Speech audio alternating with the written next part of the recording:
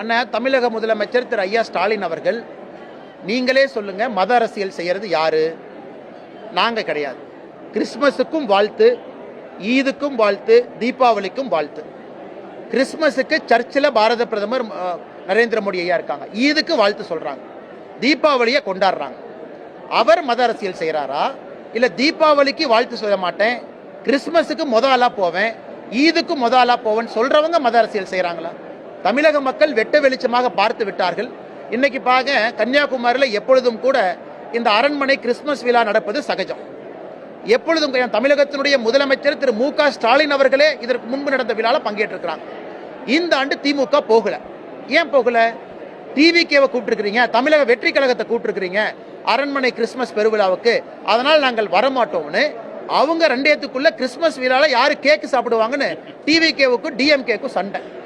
அந்த PM cake முதல்ல நீ சாப்பிடுவியா, பிளம் கேக் முதல்ல நான் சாப்பிடுவேன். நான் அது அரண்மனை விழாவில் நம்ம பார்க்கிறோம். அப்ப யார் எந்த அரசியல் செய்யறாங்கிறது நம்ம பார்த்துக்கணும். பாரதிய ஜனதா கட்சியை பொறுத்தவரை கிறிஸ்துமஸ் விழாவுக்கும் கிறிஸ்துவ சொந்தங்களோடு இருக்கின்றோம், தீபாவளிக்கு இருக்கிறோம், ஈதுக்கு இருக்கிறோம். நாங்கள் மத அரசியலை எங்கோதும் செய்யல. கிறிஸ்துமஸ் விழாவை யாராவது இந்த மாதிரி பண்றாங்கன்னா கூட அதையும் நாங்கள் கண்டிக்கிறோம். அப்படி இருக்கும் பொழுது முதலமைச்சர் எங்களையே மத அரசியல் எப்படி சொல்ல முடியும் நீங்க கேளுங்க. ஆனால் காவல்துறையை பொறுத்தவரை இன்னைக்கு ரொம்ப மிகப்பெரிய ஸ்ட்ரெஸ்ல காவல்துறை நண்பர்கள் இருக்கிறாங்க. ஏதாச்சும் பேசினாவே எல்லாம் கிண்டல் அடிக்கிறாங்க. அண்ணாமலை வந்தாவே காவல்துறையை சப்போர்ட் பண்ணி மட்டும்தான் பேசுவார். அது பாயிண்ட் இல்லைங்கன்னா, காவல்துறையிலும் கருப்பாடுகள் இருக்கிறாங்க. எல்லா துறையிலும் கருப்பாடுகள் இருப்பதை போல காவல்துறையில் இருக்கிறாங்க. ஆனால் காவல்துறையில் பனிஷ்மெண்ட் ரொம்ப ஸ்ட்ரிக்டாக இருக்கணும். சீருடையில் இருக்கும் பொழுதே ஒருத்தவங்க தவறு பண்ணாங்கன்னா அவங்க மேலே கொடுக்கக்கூடிய பனிஷ்மெண்ட் எக்ஸம்ப்ளரி பனிஷ்மெண்ட் ஒரு வார்த்தையை பயன்படுத்துகிறாங்க போலீஸ் மேனுவலில். Exemplary punishment. அப்படின்னா அந்த பனிஷ்மெண்ட் இன்னொருவருக்கும் உதாரணமாக இருக்கணும் அப்படின்னு. அதனால் நீங்கள் சொல்வது போல தவறு செய்திருக்கின்றார்கள், கடுமையான நடவடிக்கை சம்பந்தப்பட்ட அதிகாரிகள் எடுப்பாங்க. அதே நேரத்தில் காவல்துறை கடுமையான பணிச்சுமையில் இருக்கிறாங்க, கடுமையான பணிச்சுமை. நான் 4 நாட்களுக்கு முன்பு இங்கிருந்து சிக்கமங்களூர் போயிருந்தேன். எதுக்குன்னா, காவல்துறையில் என்னோட பிஏவா இருந்த கான்ஸ்டபிள் சுதேஷ் கினி அவருடைய மகளுடைய திருமணம். இங்கிருந்து நான் சிக்கமங்களூர் போய் அட்டன் பண்ணுறேன். எல்லாரும் கேட்டாங்க, எதுக்கு நான் சிக்கமங்களூர் வந்தீங்கன்னு.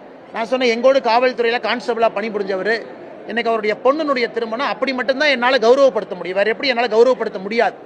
அவருடைய திருமணத்திற்கு அன்னைக்கு நான் எஸ்பியா இருந்தேன், இன்னைக்கு நான் வந்திருக்கிற ஒரு தனி மனிதனாக. அதனால் நம்முடைய அதிகாரிகள் நடந்து கொள்ளுகின்ற விதமும் முக்கியம். சீனியர் ஆஃபீஸர்ஸ் அவங்க ஒரு எக்ஸம்ப்ளரி லீடராக இருக்கணும். தமிழ்நாட்டில் கே விஜயகுமார் சார் போன்ற அற்புதமான மனிதர்களாக இருந்திருக்கிறாங்க, அவர்களை போல லீடர்ஸ் இருக்கணும். கீழே இருக்கக்கூடிய நண்பர்களுக்கும் அவங்கள பார்த்து ஒரு இன்ஸ்பிரேஷன் வரும். காவல்துறை சீரும் சிறப்புமாக இருக்கும். இருப்பதற்கு மீடியா நண்பர்கள் நாம் எல்லாரும் சேர்ந்து தான் அந்த முயற்சி எடுக்கணும்.